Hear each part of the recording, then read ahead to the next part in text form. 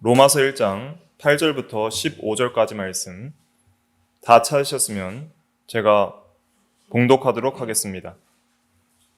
8절.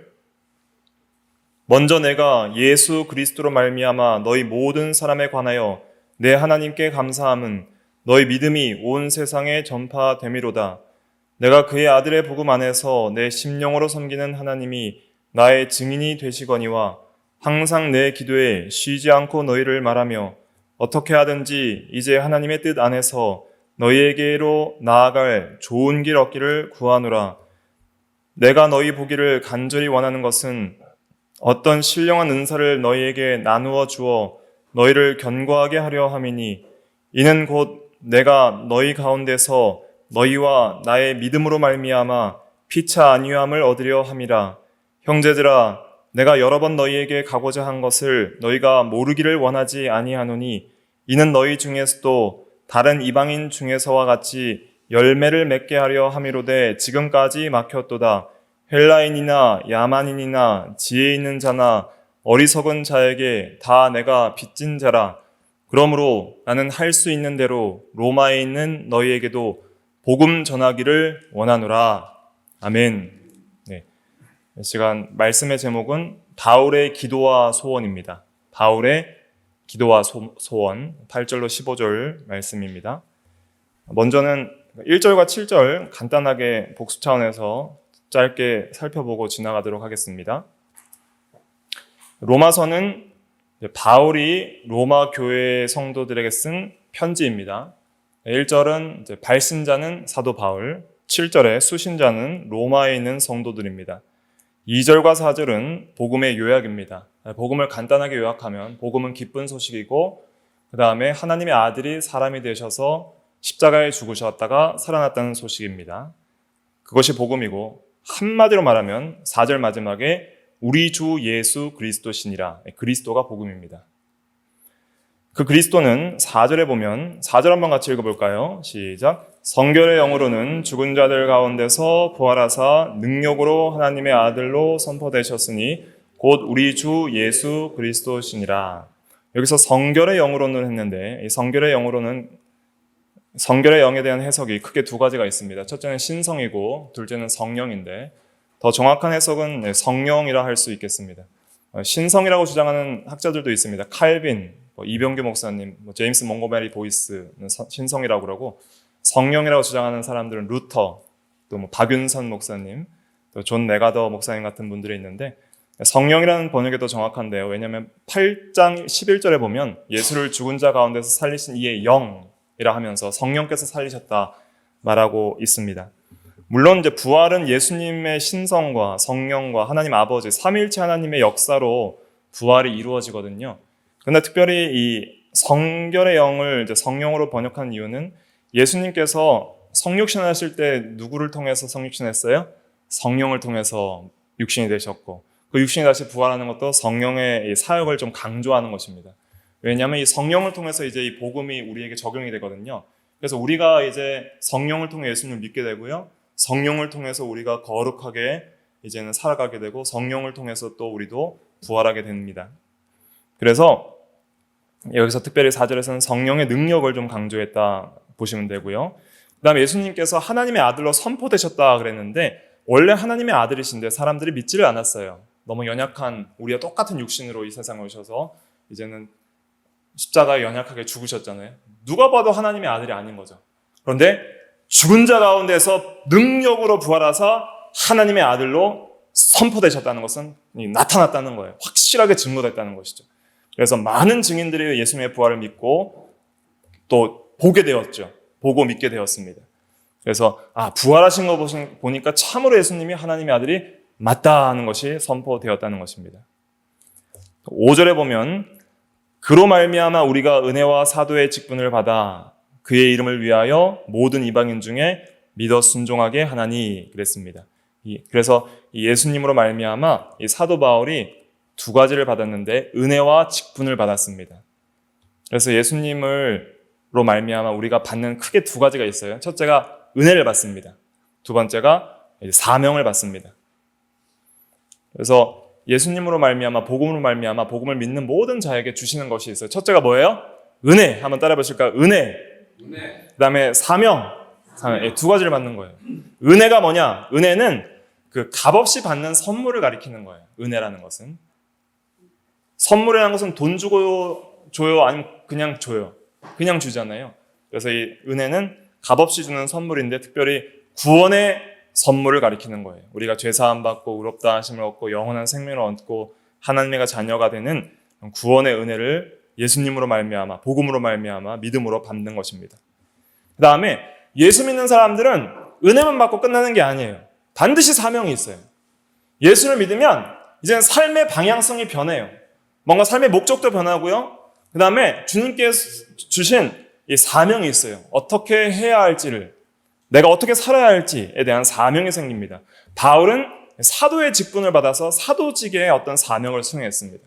사도직의 중요한 직분은 뭐냐면 하나님의 계시를 직접 받아서 하나님의 말씀을 전하고 성경을 기록하는 거예요. 또 오늘날 목사는 이제 기록된 성경을 잘 해석해서 여러분들에게 전하는 것이 목사의 사명의 직분이에요. 또 집사님들은 교회 성도들을 잘 섬기고 또 모든 교회의 이러한 것들을 잘 주관하는 것. 또 장로님들은 이제 치리하는 것. 또 교사들은 아이들을 잘 가르치는 것. 이런 여러 교회의 사명과 직분이 있습니다. 그런데 공통적인 사명이 뭐냐면은 믿어 순종하게 하는 거예요. 믿어 순종하게 하는 것.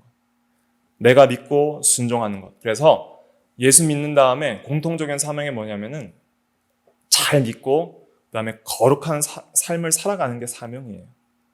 믿고 순종해야 돼요. 예수를 믿어서 은혜를 받았는데 순종하지 않으면 그건 사명을 감당하지 못하는 거예요. 믿어 순종하게 하나님이 그랬습니다. 이 구절도 좀 두 가지 정도로 해석할 수 있는데 첫째는 믿음이 순종이다 이런 뜻이죠. 그러니까 믿는 게 순종이다. 왜냐하면 복음을 믿으라, 예수를 믿으라 그랬죠. 그 명령을 순종하는 게 믿음이잖아요. 예수를 믿으라 그랬으니까 네, 아멘 하고 믿는 게 곧 순종이에요. 믿으라는 명령을 순종하는 것이니까 믿음은 곧 순종이다. 이렇게 해석할 수 있고요. 또 믿음의 결과로 반드시 순종하는 삶을 살아야 된다라고 해석할 수도 있는 거예요. 그러니까 예수를 믿은 사람들은 전부 사명이 있어요. 어떤 사명이 있어요? 믿어 이제 순종해야 될 사명이 있는 거예요. 이제 여러분들이 예수님을 참으로 믿었다면 앞으로 이제 순종하며 살아야 됩니다. 거룩하게 살아가야 돼요. 모든 계명들을 지키고 하나님과 이웃을 사랑하며 거룩한 삶으로 변화된 삶의 모습의 열매들이 나타나야 되는 것이죠. 그것이 우리의 사명입니다. 우리의 삶을 통해서 우리의 인격을 통해서 하나님의 영광이 돌아가고 이웃에게 복음이 전파되고 참으로 거룩한 하나님의 사람이라는 증거가 나타나야 되는 것이죠. 바울이 사도의 직분 아무리 잘 감당해도 믿어 순종하는 삶을 자기가 먼저 살지 못했다면 아무 소용이 없는 거예요. 내가 먼저 거룩한 삶을 살고 삶으로 본을 보이면서 가르쳐야지. 행함으로 가르치는 교훈이 그것이 능력이 있는 것이지 자기도 행치 아니하고 가르치는 것이 무슨 의미가 있겠습니까? 그러니까 바울이 먼저 믿어서 순종하는 삶을 살면서 믿어 순종하게 하는 그러한 사명으로 다른 사람들이 믿어 순종할 수 있도록 계속 복음의 교훈들을 가르쳤던 것이죠. 그래서 첫째, 내가 먼저 믿어 순종해야 된다. 둘째, 나를 통해서 다른 사람도 믿어 순종할 수 있도록 이끌어줘야 된다. 이것이 우리의 사명입니다.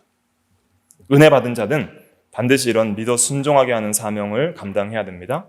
그 다음 6절, 7절은 뭐냐면 부르심을 받은 자의 특징을 가리키고 있어요. 부르심을 받은 자의 특징. 첫째, 그리스도의 것임 6절. 둘째, 하나님의 사랑을 받은 자임 7절. 그래서 6절 같이 읽어볼게요. 시작. 너희도 그들 중에서 예수 그리스도의 것으로 부르심을 받은 자니라. 네. 부르심을 받았다는 것은 무슨 뜻이냐면 하나님의 복음을 믿어 구원을 얻도록 초청했다는 뜻이에요. 하나님께서. 그래서 저와 여러분들이 복음을 믿을 수 있는 건 뭐냐면 먼저 하나님이 우리를 불러주셨기 때문이에요. 예수를 믿으라 이렇게 불러주시고 구원의 은혜로 초청을 해주신 거예요. 사람들을 통해서 복음을 들었든지 성경을 통해서 복음을 들었든지 궁극적으로 그 모든 것을 사용하셔서 하나님이 여러분들을 직접 부르셨다는 그런 믿음이 있어야 됩니다. 우리가 예수를 믿는 것은 하나님께서 직접 우리를 불러주시는 거예요. 그렇게 불러주실 때에 우리는 예수를 믿는 모든 자는 부르심에 응답한 자이고 이제 부르심받은 그 자는 성도가 되는데 거룩한 자가 되는데 성도라는 것은 거룩한 자라는 뜻입니다. 하나님의 거룩한 사람들이 되는데, 그 부르심 받은 성도들은 두 가지 특징이 있는데, 첫째는 예수 그리스도의 것이 된다는 거예요. 예수님의 것으로 부르심을 받았으니까. 예수님이 너는 내 것이다 하는 자가 되는 거예요. 예수님의 소유. 그리고 예수님의 것이라는 것은 예수님의 사랑의 대상자라는 거예요. 너는 내가 피 흘려 산 나의 것이다. 나의 사랑의 대상자다. 이런 뜻이죠. 그 다음에 예수님의 것이고 또한 하나님의 사랑하심을 받은 자입니다. 하나님의 사랑을 받아서 부르심을 받은 거예요.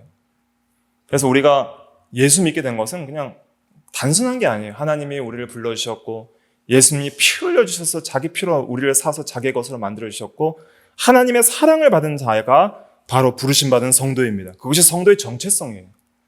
얼마나 귀한 복음의 말씀입니까? 이것이 얼마나 기쁜 소식입니까?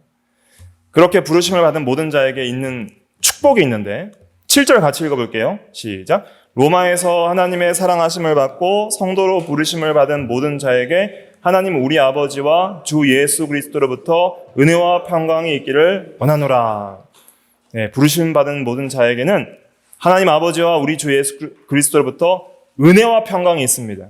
은혜는 구원의 은혜를 가리키는 것이죠. 죄사함의 은혜. 여러분들이 죄 가운데 고통당하다가 예수님이 나를 대신하여 피 흘려 내 죄를 사하셨다 하는 그 은혜에 넘친다면 우리가 얼마나 평강해요. 그러니까 은혜 받은 자는 평강이 있어요. 항상 은혜와 평강이 같이 오는 건데 은혜를 많이 받으면 마음이 평안해지는 거예요. 죄사함의 은혜 가운데 있으면 내 죄를 사하신 주님의 은혜 때문에 내 마음이 이제는 죄책감에 눌린 죄의 종로를 타는 삶에서 이제 평안해지는 것이죠. 또 하나님의 사랑과 영원한 생명을 얻게 되었을 때 사망을 두려워하지 않는 평강이 있는 것이죠. 항상 구원의 은혜를 받은 자에게는 평강이 있어요. 이 평강은 특별히 아버지와 그리스도로부터 누리는 거예요. 그래서 하나님과 이 관계가 좋은 게 평강이에요. 항상 평강이라는 것은 전쟁이 없고 다툼이 없는 상태예요. 하나님과 항상 평안하고 친밀한 상태. 하나님과 항상 사랑의 교제를 나누는 상태의 평강이고요. 이 평강 안에서 이제 인간관계의 회복이 일어나는 것이 평강이에요. 사람들을 사랑할 때 평강이 있어요.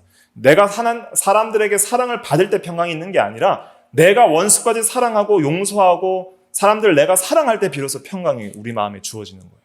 내가 하나님의 사랑을 받고 하나님을 사랑하는 가운데 평강이 있고요. 내가 하나님의 사랑을 받은 자로서 다른 사람을 사랑할 때 평강이 있는 거예요. 사랑하는 사람이 좋을까요? 사랑받는 사람이 좋을까요? 사랑하는 사람이 좋은 거예요. 항상 사랑하는 사람이 될 때 그 마음에 기쁨이 있고요. 평강이 있는 것입니다. 이것을 꼭 기억하시기 바랍니다. 주는 자가 받는 자보다 복이 있다 그랬습니다.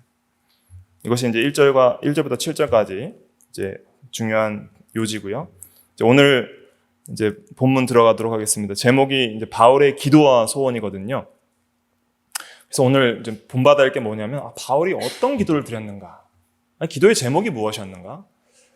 우리도 이제 자주 하나님 앞에 좋을 때나 슬플 때나 기도하잖아요. 우리의 기도의 제목과 또 바울의 기도의 제목은 어떤가 좀 비교를 해보고, 그 바울이 기도할 때 간절하게 그 기도에 쏟아부었던 그 마음의 소원이 무엇이었는가? 그걸 한번 좀 살펴보도록 하겠습니다. 이걸 통해서 바울이 정말 하나님의 사람이고 참된 목자다, 참된 주의 종이다 하는 것을 우리가 여기서 배울 수 있는 것입니다. 바울은 아직 로마 교회 성도를 한 번도 본 적이 없어요. 한 번도 만난 적도 없고 본 적도 없는데 그 성도를 너무 사랑하고 그 성도를 간절히 보고 싶어서 기도를 매일 하고, 그리고 이 16장까지 되는 이 긴 편지를 하나님의 감동으로 쓰게 된 것이죠. 그래서 어떠한 마음으로 바울이 로마 교회에 편지를 쓰면서 또 기도하고 또 소원을 아뢰었는가를 좀 살펴보도록 하겠습니다. 먼저 8절 같이 읽어보겠습니다. 시작. 먼저 내가 예수 그리스도로 말미암아 너희 모든 사람에 관하여 내 하나님께 감사함은 너희 믿음이 온 세상에 전파됨이로다. 먼저 바울은 항상 거의 모든 서신에서 감사함으로 시작을 합니다. 그래서 하나님께 감사함으로 시작을 했어요. 그래서 모든 일에 있어서 항상 성도의 교제에 있어서도 항상 감사로 시작하는 게 중요합니다. 우리가 성도님들을 만나면 항상 감사하는 말들을 많이 해야 돼요. 원망 불평하는 말 하지 말고 항상 감사하는 말, 또 모든 기도에 있어서도 감사로 시작해야 됩니다. 하나님 감사합니다. 또 성도들 만날 때 참 감사합니다. 감사가 넘치는 대화, 교제, 기도 이런 것이 필요합니다. 근데 바울이 왜 감사했냐면 너희 믿음이 온 세상에 전파됨이로다 그랬습니다. 로마 교회 성도들이 예수 믿은 게 감사하다는 거예요. 아직 한 번도 못 봤어요. 보지 못했는데 이 당시에는 오늘날은 우리가 이 대한민국에도 이 교회가 많잖아요. 근데 그 당시에는 이 교회가 별로 없었어요. 그리고 복음을 전하는 것은 아주 다른 사람들이 수치스럽게 여기는 거예요. 십자가에 달린 죽은 예수를 믿는 것이 구원의 길이라는 것은 대부분 사람들이 참 거리끼고 참 미련하게 생각한 그런 진리였거든요. 그래서 복음 믿는 걸 참 미련하게 생각하고 예수 믿으면 핍박받고 죽임을 당하는 것이 일시인 그런 이 로마 사회에서 이 교회들이 별로 없는데 소문을 들어보니까 아직 한 번도 보지 못한 로마에 하나님의 교회가 세워져 있더라. 거기 예수를 믿는 성도들이 있더라 하는 그 소식을 들으니까 바울이 너무 감사해요. 지금 바울은 유럽 그 소아시아 지역 그 지금 튀르키에 있는 지역이랑 그런 지역 중심으로 이제 에게나 이런 지중해 연안 중심으로 계속 돌아다니면서 전도 여행을 떠나고 있는 상황에서 이제 고린도라는 지역에서 이 서신을 쓰게 되는데요. 로마에 있는 성도들에 대한 소식을 들으니까 너무 감사한 거예요. 예수 믿는 사람들이 있더라 하니까 너무 감사해서 8절에 감사함으로 시작됩니다. 그래서 예수 믿는 게 감사한 거예요. 믿음이 온 세상에 전파됨이라. 로마에 그 성도들이 있다. 로마의 성도들이 예수를 믿는다는 그 믿음이 그 주변 교회에 다 전해져서 많은 성도들에게 위안이 되고 격려가 됐다는 거예요. 로마에도 성도가 있다더라. 근데 로마에 성도가 있는 게 왜 감사할까요? 하나님께. 로마 성도에게 감사한 게 아니라 왜 하나님께 감사할까요? 그들이 예수 믿는 것이 누구의 은혜예요? 하나님의 은혜인 거예요. 하나님의 은혜로 예수 믿는 거니까 하나님께 감사한 거예요. 하나님이 살아계시고 역사하시는구나. 그걸 생각하니까 너무 감사한 거예요. 그래서 우리의 감사의 제목도 믿는 것을 감사해야 됩니다. 믿음이 있는 것을 감사해야 되는 것이죠. 내가 예수 믿는 것도 감사하고 다른 사람이 예수 믿는 것 감사할 수 있는 그런 신앙이 있어야 됩니다.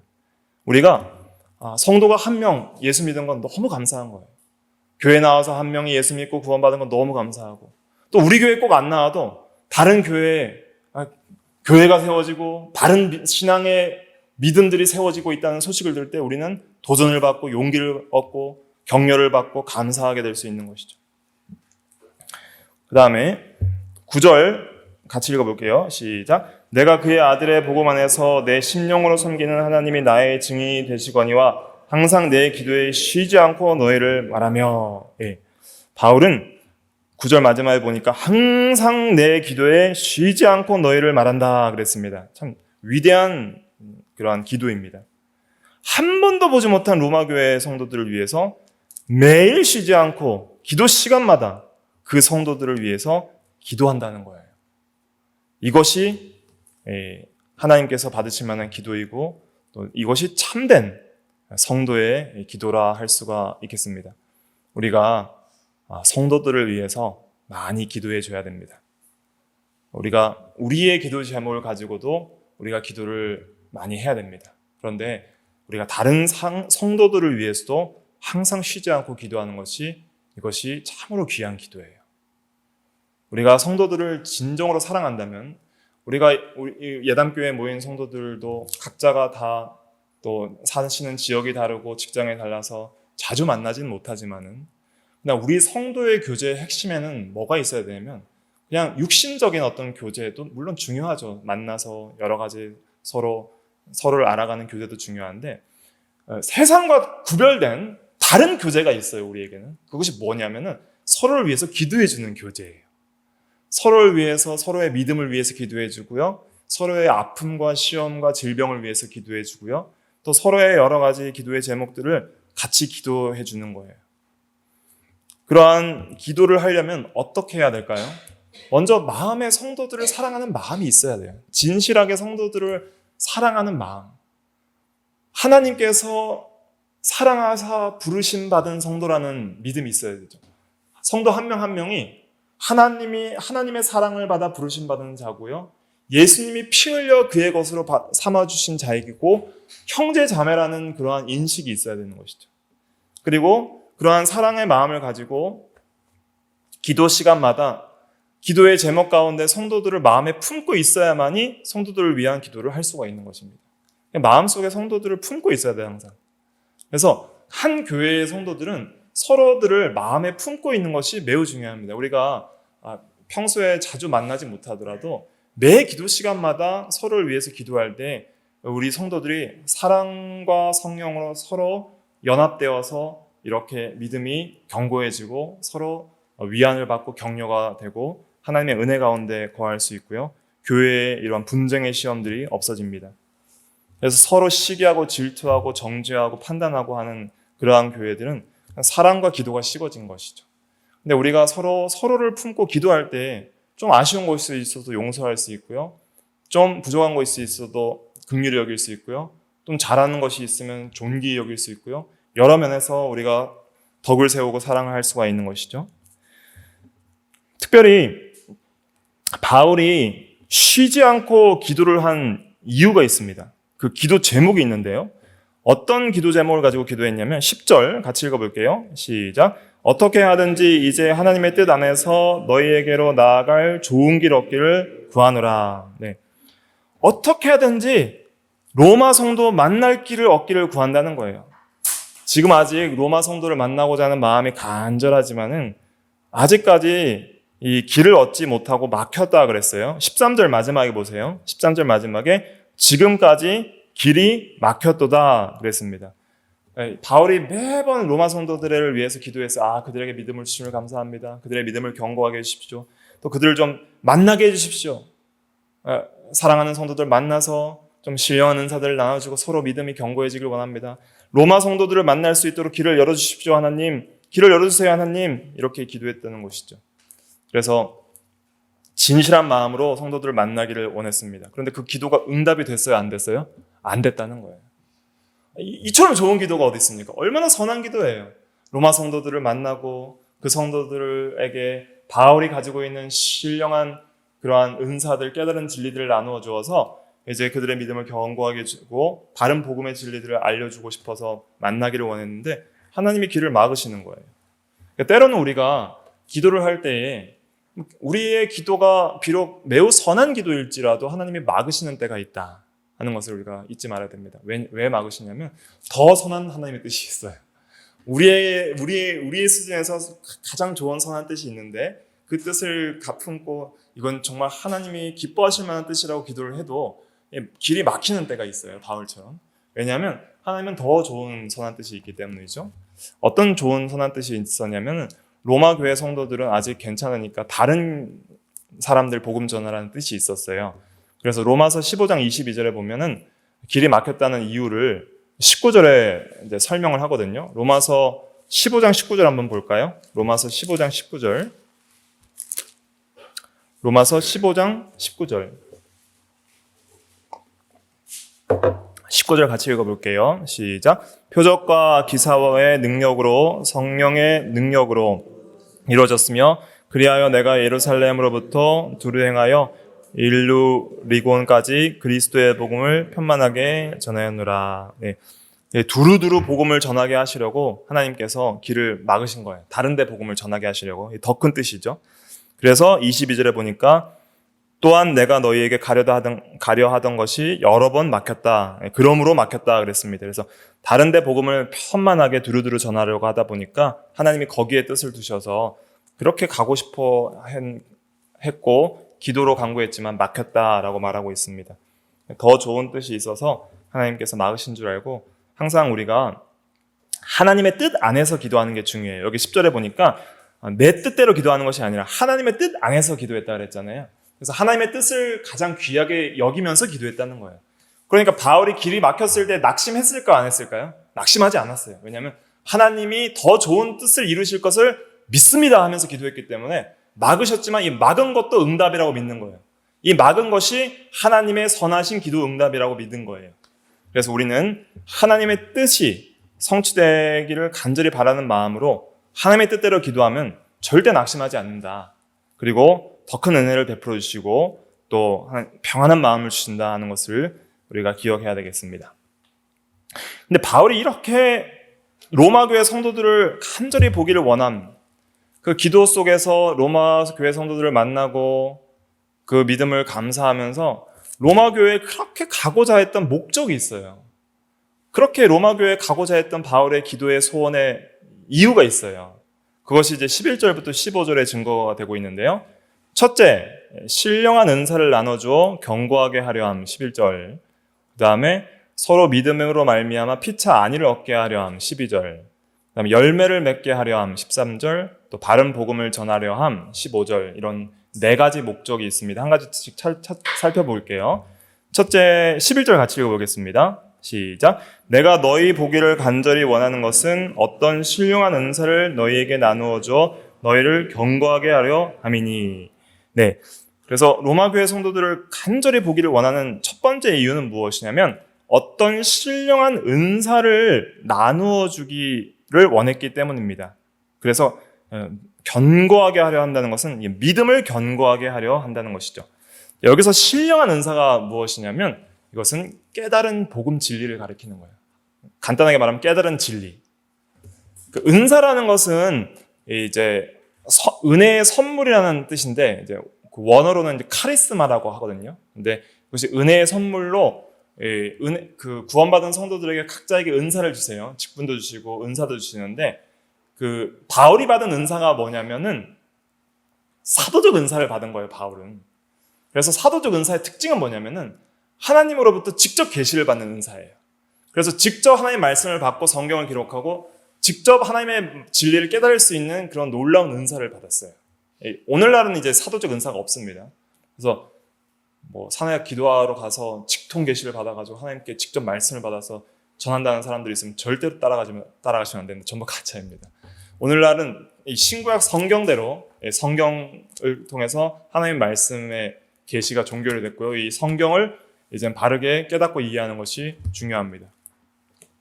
근데 이제 바울 같은 경우에는 이제 로마서를 기록할 수 있을 정도로 진리를 깨닫는, 그 진리를 직접 계시를 받는 그런 은사가 있었죠. 그렇기 때문에 그가 이제 나눠주고자 했던 것은 뭐냐면 내가 받은 진리와 그 진리에 대한 바른 해석을 가르쳐 주기를 원했던 거예요.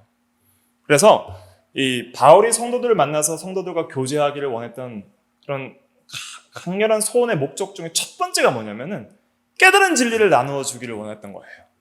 그래서 우리 성도의 교제에 있어서도 중요한 교제에 있어서 그 목적이 어디에 있어야 되냐면 우리가 깨달은 진리를 나누는데 우리 교제의 목적이 또 있어야 됩니다. 성도들이 모여서 내가 믿고 깨달은 복음에 대한 진리와 또 성경에 대한 진리들을 나눌 때에 우리가 서로 믿음이 점점 견고해져요. 내가 예수 믿고 구원받아서 은혜 받은 경험들과 또 깨달은 진리와 바른 해석들을 그리고 하나님을 믿음으로 살아갔을 때 기도할 때 주셨던 놀라운 하나님의 은혜들을 우리가 나누고 확증할 때 우리의 믿음이 서로 견고해지는 것이죠. 그래서 우리 성도의 교제에 있어서도 항상 이렇게 깨달은 진리를 나누는 것이 매우 중요합니다. 그럴 때 우리의 믿음이 아주 견고해지는 거예요. 견고해진다는 것은 강해진다는 거예요. 단단해진다는 거예요. 더욱더 믿을 수 있는 확신이 생기는 거예요. 이런 것이 매우 유익한 성도의 교제입니다.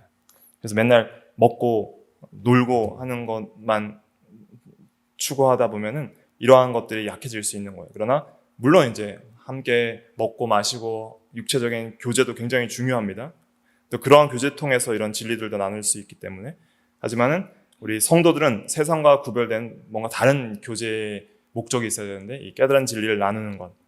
그래서 우리가 얘기할 때마다 이런 어떻게 하면 좀 더 깨달은 진리를 서로 나눌 수 있을지를 좀 고민해 보는 것이 또 중요하다 할 수가 있겠습니다. 그러려면 자기가 먼저 깨닫는 게 있어야 될 거 아니에요. 내가 먼저 진리를 깨달을 수 있도록 하나님께 기도하고 말씀을 많이 또 연구하고 또 익히고 그 다음에 그렇게 살아가야 돼요. 어떻게 깨달아지냐면 진리는 어떻게 깨달아지냐면 믿고 순종해봐야 깨달아지는 거예요. 믿고 순종해봐야 그게 내 진리가 되지 그냥 배운 대로 그냥 그런가 보다 하고 지나가면은 그거는 깨달아지지가 않아요. 내가 진리를 들었으면 믿고 순종해 보니까 이게 진짜 진리더라 하는 그 증거가 있어야 되는 거예요. 하나님이 살아계시더라. 복음이 정말 기쁜 소식이더라. 은혜와 평강을 주시더라. 능력을 역사하시더라. 우리를 거룩하게 하시더라. 기도에 응답이 있더라. 이런 간증이 있어야 되잖아요. 이제 그러한 것이 이제 깨달아지는 것이죠. 믿고 순종해야, 믿어 순종해 봐야지 진리가 깨달아지는 것입니다. 그 다음에 두 번째 목적은 12절 같이 읽어볼게요. 시작. 이는 곧 내가 너희 가운데서 너희와 나의 믿음으로 말미암아 피차 안위함을 얻으려 함이라. 그래서 서로의 믿음을 나누면서 피차 안위함을 얻기 위해서 방문하기를 원했습니다. 그래서 우리가 서로 가진 믿음, 내가 예수 믿은 믿음, 또 믿고 순종해 봤을 때에 하나님의 역사했던 놀라운 경험들, 그래서 서로의 믿음을 나누면서 우리가 서로 안위함을 받을 수 있어요. 안위함을 받는다는 것은 서로를 격려한다는 뜻입니다. 서로를 격려하고 또 위로를 받는다는 뜻입니다. 그래서 우리가 믿음을 서로 나눌 때에 이런 격려와 안위함을 받을 수 있는 것입니다. 그 다음에 13절 같이 읽어볼게요. 시작. 형제들아, 내가 여러 번 너희에게 가고자 한 것을 너희가 모르기를 원하지 아니하노니 이는 너희 중에서도 다른 이방인 중에서와 같이 열매를 맺게 하려 함이로되 지금까지 길이 막혔도다. 네, 세 번째 방문 목적은 열매를 맺게 하려 함이라 그랬습니다. 그래서 많은 열매들을 이제 성도가 맺어 나가야 됩니다. 특별히 이 거룩한 열매들 많이 맺어 나가야 됩니다.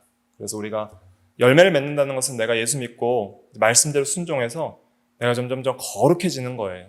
그것이 열매예요. 그리스도의 형상을 닮아가는 것이 우리 성도들의 열매입니다. 성경에서 이제 열매라고 명시적으로 표현한 것들이 여러 개 있거든요. 그래서 예를 들면 에베소서 5장 9절에 보면 빛의 열매가 있습니다. 빛의 열매는 모든 착함과 의로움과 진실함이라 그랬어요. 그래서 착하고 의롭고 진실한 성도가 되는 것이 열매를 맺는 것입니다. 참으로 예수를 믿으면은 믿음은 이제 안 보이거든요. 그래서 마치 뿌리와 줄기 속에 있는 그 생명의 어떤 수액과 같은 거예요. 나무에 있는. 근데 나무의 속에 진짜 생명력이 있는지 믿음이 있는지 안 보이는데 그 나무가 좋은 열매를 맺었다는 것을 볼 때 이 나무가 건강하고 참으로 그 안에 생명이 있구나 하는 것이 드러나잖아요. 근데 열매 맺지 못한 나무는 정말 연약하고 병든 나무라는 것이 드러나잖아요. 그래서 정말 건강한 성도고 바르게 예수 믿는 성도라면은 이런 열매들이 맺히는 거예요. 외적으로. 열매는 외적으로 보이는 것들이에요. 그래서 착하고 의롭고 진실하고 신뢰할 만한 성도가 될 때 열매가 맺히는 거고요. 또 성령의 9가지 열매가 있거든요. 갈라디아서 5장 22절부터 보면은 사랑과 희락과 화평과 오래 참음과 자비와 양성과 충성과 온유와 절제 이런 열매가 있는데 이 열매는 전부 하나예요. 단수예요. 빛의 열매도 단수, 성령의 열매도 단수. 그러니까 예수 믿은 자의 열매는 본질적으로 하나예요. 잘 믿으면은 여러 가지 각각 다른 열매가 맺히는 것이 아니라 한 열매가 맺히는데 예수님 닮아간 성품이 맺히는데요. 그것이 여러 가지로 이제 나타나는 거예요. 사랑, 희락, 화평, 오래 참음 이런 것도 나타나고 또 착함, 의로움, 진실함 이런 것으로도 나타나는 거예요. 열매는 하나인데 여러 가지 형태로 여러 가지 모양으로 이렇게 드러나게 되는 것입니다. 그래서 성도는 열매를 맺어야 됩니다. 이 열매를 잘 맺게 하기 위해서 바울이 가서 교제하기를 원했던 거예요. 그래서 우리 성도의 교제는 이 열매를 맺히는 교제가 돼야 됩니다. 성도들을 만나면은 뭔가 좀 더 도전을 받아야 돼요. 성도들 만나면은 악해지면 안 됩니다. 성도끼리 만났을 때 서로 악해지는 것은 그건 바른 성도의 관계가 아니에요. 성도들 서로 만났을 때 서로 도전을 받고 회개가 일어나고 믿음이 견고해지고 용기가 나고 좀 나도 이제는 좀 더 그렇게 살아야겠다는 어떤 도전과 용기와 또 열매를 맺히고자 하는 간절한 소원들이 일어나야 되는 것이죠. 바울은 그러한 것들을 나누기를 원했던 것이죠. 그래서 성도가 만났을 때 더 거룩해지는 열매가 있어야 되는 것입니다. 그것이 바른 성도의 교제라 할 수 있겠습니다. 그 다음에 14절, 15절에 보면 이제 바울이 그 방문 목적을 복음 전하기를 원했다 그랬습니다. 14절과 15절 같이 읽어볼게요. 시작.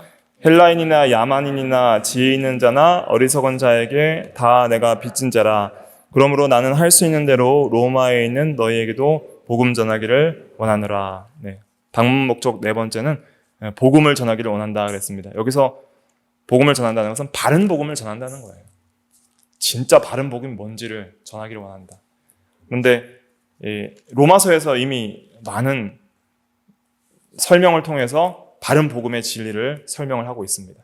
그래서 로마서를 통해서 아무쪼록 저와 여러분들이 바른 복음이 뭔지를 깊이 있게 이제 이해해 나가야 됩니다. 이제 앞으로 이해해 나갈 것이고요. 그리고 우리 교회가 바른 복음을 세워나가는 것이 매우 중요합니다. 바른 진리 하나 세워나가는 것이 교회의 사명이에요. 바른 진리를 세워나가고 바른 복음을 세워나가고 바른 가르침들을 세워나가고 바른 믿음들을 세워나가서 그 교회가 하나님의 진리대로 바로 서나가는 것이 중요합니다. 바울이 교회를 많이 세웠거든요. 각 교회마다 이 약점들이 있었어요. 어떤 교회는 정말 바른데 사랑이 없어요. 어떤 교회는 뭔가 부유한데 이 그리스도에 대한 참된 믿음에서 떠나서 우상숭배나 이런 악한 죄악의 행실에 빠졌어요. 고린도 교회 같은 경우는 은사들이 정말 많은데 정말 성도들이 많고 부유하고 막 재능들이 많은데 여러 가지 도덕적 타락과 윤리적 문제들이 있었어요. 그러니까 바른 복음을 세워나가고 교회가 정말 진리 안에서 사랑 안에서 바르게 세워지는 것이 이것이 하나님이 기뻐하시는 것이고 우리 모든 성도들의 사명입니다. 저의 사명이기도 하고 여러분들 이런 사명감이 있으셔야 됩니다. 이 교회가 하나님의 교회고 진리 안에서 성령 안에서 하나인 교회인데 이 교회가 바른 진리와 바른 복음 안에서 세워지기를 원한다. 그러한 사명들을 간절히 가지셔야 됩니다. 로마서를 통해서 그러한 사명들이 더 커지기를 간절히 바랍니다. 그래서 바울은 이 로마 교회에 방문하기 위한 목적 4가지 말씀드렸죠. 그래서 신령한 은사, 즉 깨달은 진리를 나눠줘 경고하게 하려 했고요. 그다음에 믿음으로 말미암아 피차 아니함을 얻으려 했고요. 열매를 맺고 또 바른 복음을 전하려고 했습니다. 이것을 위해서 항상 성도들을 위해서 하나님께 감사하며 기도했다 그랬습니다. 그래서 우리의 매 기도 시간에 먼저 기도를 해야 되겠고 감사하는 기도를 해야 되겠고 성도들을 위한 기도를 해야 되겠고요. 또한 이런 깨달은 진리를 나눔으로 서로 견고해지고 열매를 맺고 바른 복음으로 교회가 세워지기를 그런 원하는 마음으로 우리가 기도를 그런 목적을 가지고 기도를 해야 되겠습니다. 기도하겠습니다.